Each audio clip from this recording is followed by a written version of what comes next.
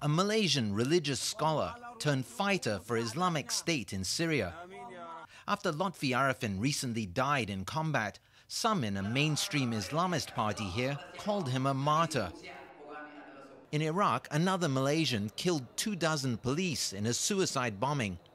Police here say Facebook pages detailing the exploits of Malaysians fighting in Syria and Iraq are the main means of recruitment for Islamic State. Malaysia was ahead of other countries in acting against the IS threat, first nabbing people headed to Syria in February last year. Just this past week, police arrested 3 people as they prepared to go to Turkey, then on to join IS in Syria. They earlier arrested a group that not only planned to go to Syria, but also discussed attacks here against targets, including nightclubs and a brewery. If we allow them to go to Syria, then they will come back with all this expertise in terms of military training, arm training, bomb-making skills, and they are more trained in guerrilla techniques warfare, you see.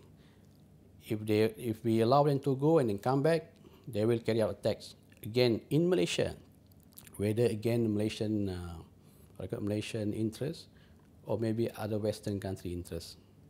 So that is our main concern. Malaysian police are working closely with their international counterparts and local agencies and civil society groups to stop young Muslims joining IS. They know that we are organizing humanitarian missions. They want to join and to slip in through the humanitarian mission in order to join the jihad. But we advise them not to go. This is not your priority. Your priority is to sending humanitarian missions, not carrying the sword and get actively involved in fighting in Syria. The Malaysians who go to fight for IS view the Shia as the enemy, not proper Muslims.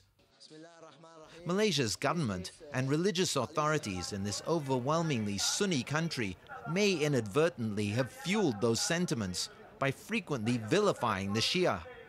What we are seeing now is the culmination of a period of propagandizing against the Shias, in fact to some extent against what is regarded as secular rule.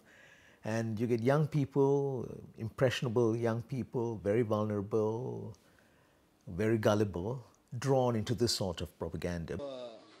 Malaysian police say they are poised to act against those returning from Syria and Iraq.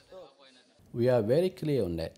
If they come back, we will arrest them because they are involved in activity that detrimental to our security and security of other nations. They join this group that has been labeled as a terrorist group. After Lotfi Arifin died, videos memorializing him quickly appeared on YouTube.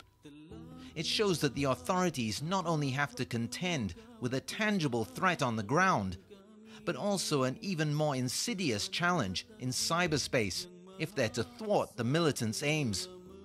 Rian Maelzer, CCTV, Kuala Lumpur.